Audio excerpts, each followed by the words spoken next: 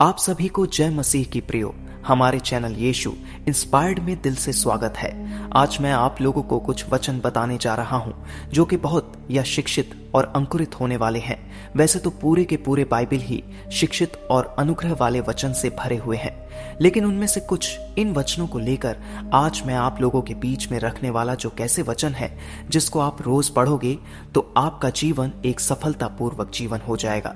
तो आइए उन वचनों के साथ और हम बढ़ते हैं। नंबर 1, नीति वचन 16 वचन 3, अपने कामों को यहोवा पर डाल दे, इससे तेरी कल्पनाएं सिद्ध होंगी।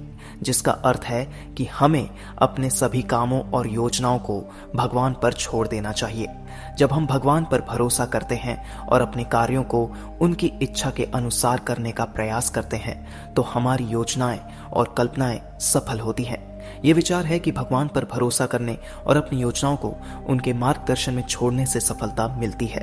इसका संदेश ये है कि हमें अपनी चिंताओं और कार्यों को भगवान के भरोसे छोड़ देना चाहिए और वे हमें सही दिशा दिखाएंगे। नंबर 2, 1 राजा 2 वचन 3, और जो कुछ तेरे परमेश्वर यहोवा ने तुझे सौंपा है उसकी रक्षा करके उसके मार्गों पर चला करना, और जैसा मूसा की व्यवस्था में लिखा है वैसा ही उसकी विधियों तथा आज्ञाओं और नियमों और चितौनियों का पालन करते रहना, जिससे जो कुछ तू करे और जहां कहीं तू जाए उसमें तू सफल हुए।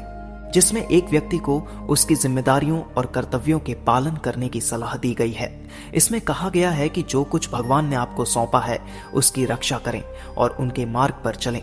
यह विशेष रूप से मूसा की व्यवस्था का पालन करने पर जोर देता है, जिसमें भगवान की विधियां, आज्ञाएं, नियम और चेतावनियां शामिल है।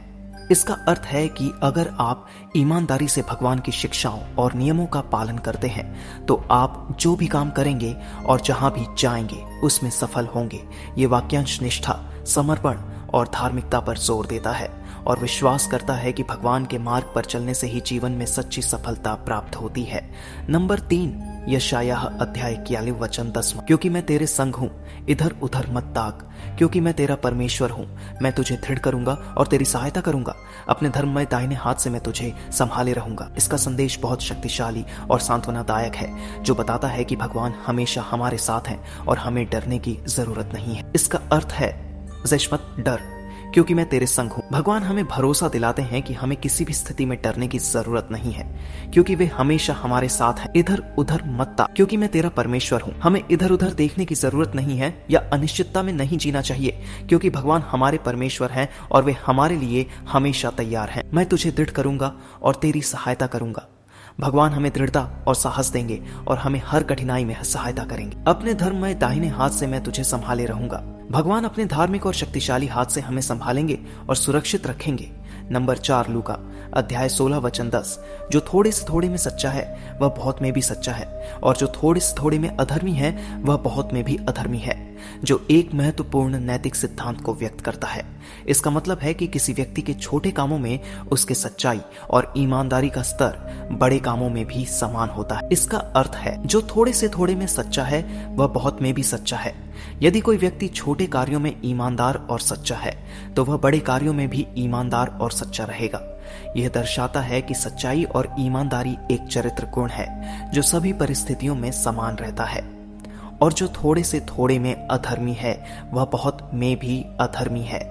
यदि कोई व्यक्ति छोटे कार्यों में अनैतिक या बेईमान है तो वह बड़े कार्यों में भी अनैतिक और बेईमान रहेगा। यह बताता है कि किसी की नैतिकता छोटे और बड़े दोनों कार्यों में समान होती है।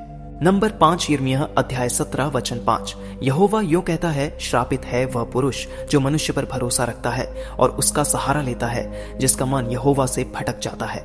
इसका संदेश यह है कि उन लोगों के लिए चेतावनी है जो भगवान की बजाय मनुष्यों पर भरोसा करते हैं। इसका अर्थ है श्रापित है वह पुरुष जो मनुष्य पर भरोसा रखता है। यह कहता है कि वह व्यक्ति जो अपनी समस्याओं का समाधान मनुष्यों से प्राप्त करने की कोशिश करता है और उन पर पूरा भरोसा करता है वह दुर्भाग्यपूर्ण होगा। इसका अर्थ यह है कि मनुष्यों पर अत्यधिक भरोसा करना हमें नुकसान पहुंचा सकता है, क्योंकि मनुष्य त्रुटिपूर्ण और सीमित है और उसका सहारा लेता है जिसका मन यहोवा से भटक जाता है। जो व्यक्ति मनुष्यों की मदद और समर्थन पर निर्भर करता है वह अक्सर भगवान से दूर हो जाता है। इसका मतलब है कि अगर हम मनुष्यों पर अत्यधिक निर्भर होते हैं तो हम भगवान पर अपनी निर्भरता खो सकते हैं और हमारे दिलों से भगवान का महत्व घट सकता है। नंबर 6, व्यवस्था विवरण अध्याय 8, वचन 18 परंतु तू अपने परमेश्वर यहोवा को स्मरण रखना, क्योंकि वही है जो तुझे संपत्ति प्राप्त करने का सामर्थ्य इसलिए देता है कि जो वाचा उसने तेरे पूर्वजों से शपथ खाकर बांधी थी उसको पूरा करे, जैसा आज प्रकट है। इसका मुख्य संदेश ये है कि हमें भगवान को स्मरण रखना चाहिए, क्योंकि वही हमें संपत्ति और सफलता प्राप्त करने की शक्ति प्रदान करता है। इसका अर्थ है, परंतु तू अपने परमेश्वर यहोवा को स्मरण रखना। हमें हमेशा भगवान को याद रखना चाहिए और उनकी कृपा और आशीर्वाद को महत्व देना चाहिए। इसका मतलब है कि हमें अपनी सफलताओं और उपलब्धियों का श्रेय भगवान को देना चाहिए, क्योंकि वही है जो तुझे संपत्ति प्राप्त करने का सामर्थ्य इसलिए देता है। भगवान ही हैं जो हमें संपत्ति और धन प्राप्त करने की शक्ति और योग्यता प्रदान करते हैं। हमारी सफलता और समृद्धि का स्रोत भगवान है, न कि केवल हमारी मेहनत। कि जो वाचा उसने तेरे पूर्वजों से शपथ खाकर बांधी थी उसको पूरा करे, जैसा आज प्रकट है। भगवान ने हमारे पूर्वजों से जो वाचा समझौता की थी उसे पूरा करने के लिए वह हमें संपत्ति और सफलता प्रदान करते हैं। यह भगवान की वफादारी और उनकी वाचा को पूरा करने की प्रतिबद्धता को दर्शाता है। नंबर 7 भजन संहिता अध्याय 37 वचन 4, यहोवा को अपने सुख का मूल जान और वह तेरे मनोरथों को पूरा करेगा।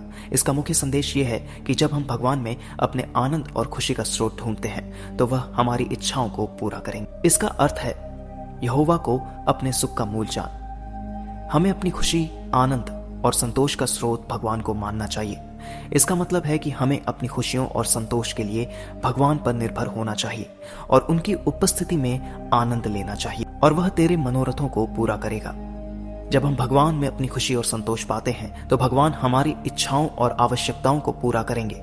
यह हमें बताता है कि भगवान हमारी भलाई के लिए कार्य करते हैं और हमारी सच्ची इच्छाओं को समझते हैं और उन्हें पूरा करते हैं। नंबर 8 नीति वचन अध्याय 3 वचन 1 से 4 बुद्धि कल्याण प्रदान करती है। हे मेरे पुत्र, मेरी शिक्षा को मत भूलना, परंतु मेरी आज्ञाओं को अपने हृदय में रख, क्योंकि वे तुम्हारे जीवन को कई वर्षों तक बढ़ाएंगे और तुम्हें शांति और समृद्धि प्रदान कर। प्रेम और सच्चाई तुझसे कभी अलग न हो, उनको अपने गले का हार बना ले और अपनी हृदय की पटिया पर लिख ले। 4 तब तुम परमेश्वर और मनुष्य की दृष्टि में अनुग्रह और अच्छा नाम जीतोगे। इसका संदेश एक पुत्र को दिए गए शिक्षा और नैतिकता पर आधारित है, जिसमें दीर्घायु, शांति, समृद्धि, प्रेम, सच्चाई और अच्छा नाम पाने के लिए मार्गदर्शन किया गया है। इसका अर्थ है मेघ, हे मेरे पुत्र, मेरी शिक्षा को मत भूलना, परंतु मेरी आज्ञाओं को अपने हृदय में रख। यह सुझाव देता है कि हमें अपने जीवन में महत्वपूर्ण शिक्षाओं और आदेशों को भूलना नहीं चाहिए और उन्हें अपने दिल में सुरक्षित रखना चाहिए। यह अनुशासन और निर्देश के महत्व को दर्शाता है। 2 क्योंकि वे तुम्हारे जीवन को कई वर्षों तक बढ़ाएंगे और तुम्हें शांति और समृद्धि प्रदान करेंगे। भगवान की शिक्षाओं और आदेशों का पालन करने से हमारा जीवन लंबा होगा और हमें शांति और समृद्धि प्राप्त होगी। यह दिखाता है कि ईश्वर के मार्ग पर चलने से हमें जीवन में आशीर्वाद मिलता है।